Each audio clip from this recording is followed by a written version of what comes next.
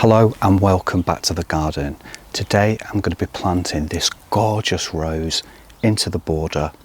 Now it's a very special video because we recently adopted my nan's cat called Honey, and my nan's in hospital. She's quite poorly, she's had a fall, and she's doing well considering, but she's not that great, and she's not going to be coming back home. So we've adopted Honey. We were out at the garden centre today and we saw this beautiful rose, and the name of the rose is Sweet Honey. Now, what could be more perfect? Paul saw it straight away and said, look at this rose, we're having it for our new cat daughter.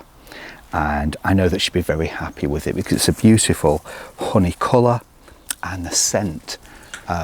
There's no flowers open on this one, but some of the blooms were open on one of the other roses, and the scent is exquisite.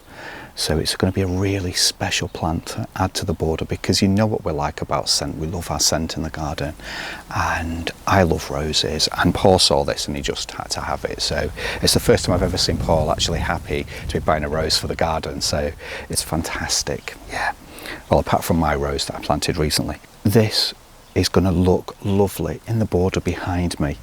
We've got so many plants in here already, but this is going to add some additional interest to the border. It's a nice pop of colour, it's like nice honey colour, and it will blend in perfectly with the other plants around this area. So what I'm going to do now is prepare the ground. Roses like nutrition. They're just like us. They like to be fed well.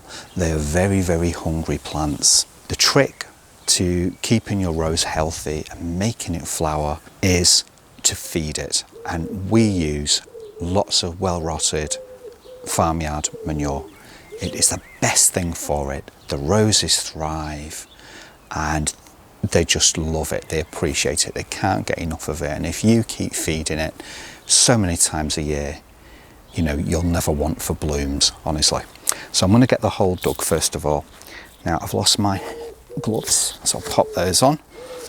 I always use gloves, especially because I'm going to be dealing with a very thorny rose, because Sweet Honey is quite a thorny one.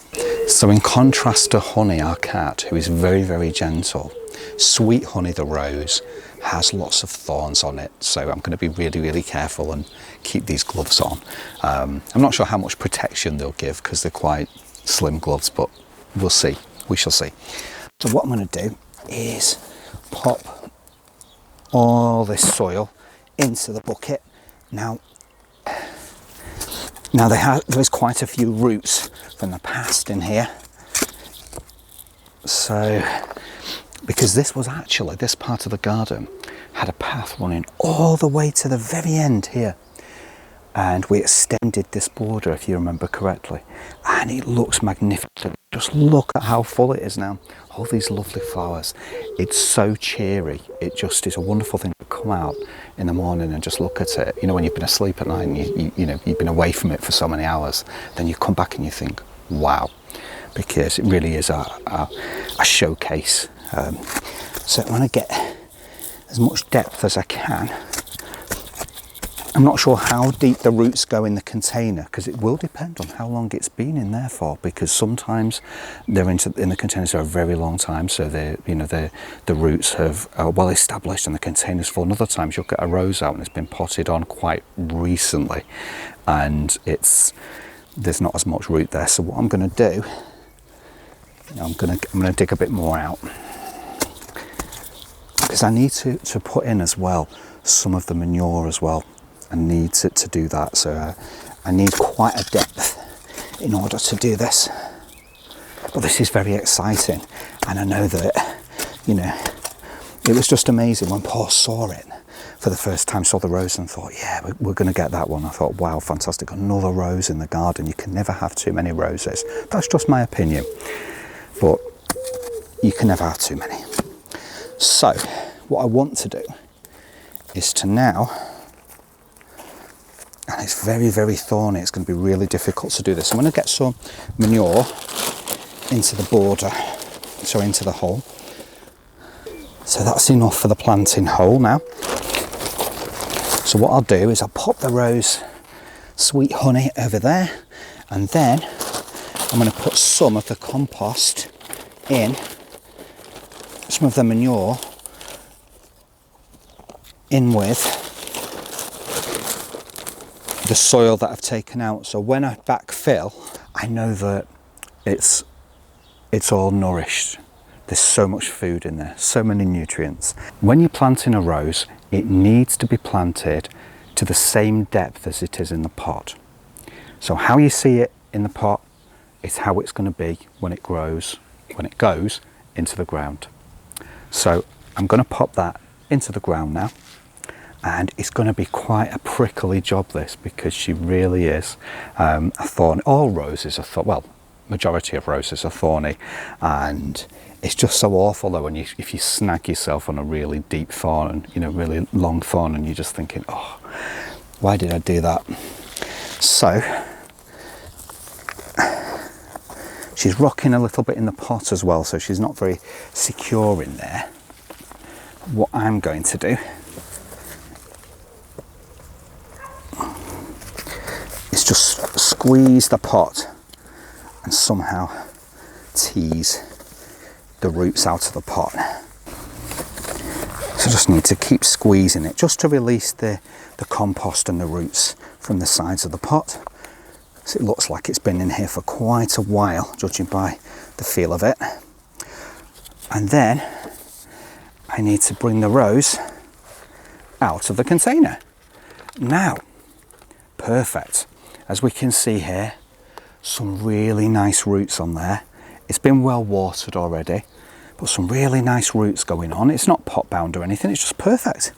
So what I'm going to do now is get sweet honey into the ground, and that is perfect, absolutely perfect. In fact, I'd say just a little bit more underneath there like that, and that is perfect. Absolutely fantastic. She really does fill the space and complement it really, really well. It's just so nice to have a rose in this border, and the gorgeous honey coloured flowers. They're going to be fantastic when they come out, and the scent. And as you can see, there's so many buds on here. She's so generous. This is such a generous rose, and I just know that she's going to fill this whole area with scent and mingle in with our other rose behind, Super Dorothy, which is a beautiful pink. Absolutely gorgeous, and that was planted in loving memory of Paul's mum. So that rose is wonderful, and to have that as a backdrop here is just amazing. So what I'm going to do now is we need to make sure that we've got plenty of the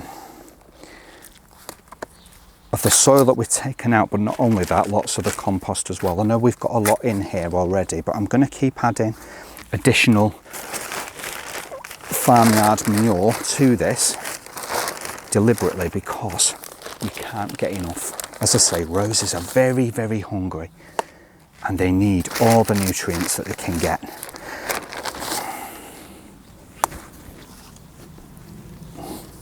So what I'm going to do is firm that into the ground. So I'm going to lean across, try and not get my legs prickled, because I've got shorts on today, so I don't fancy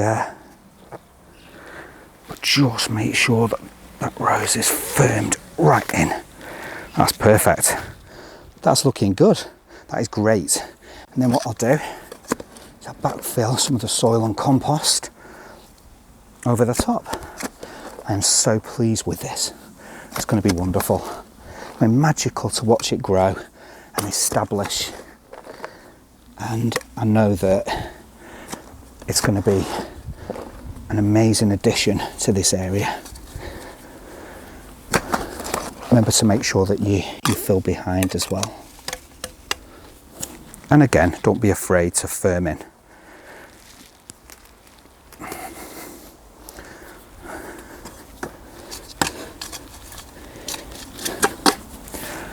Perfect.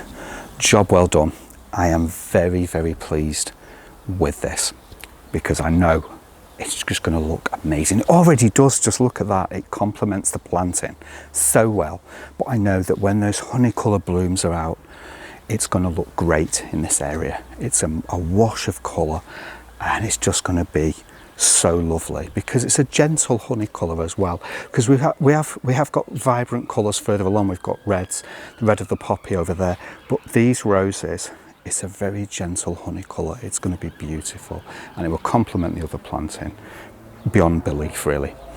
So that's it, rose planted. Remember, when you plant a rose, it's going to need a really thorough watering before you plant it and after planting as well. Also, in dry weather, I mean, certainly like the weather that we've been having quite recently, we need to make sure that this is well watered daily until it's established, and then it'll be fine. We just water then periodically, because roses don't need constant drowning once they're established. But yeah, this is going to be wonderful.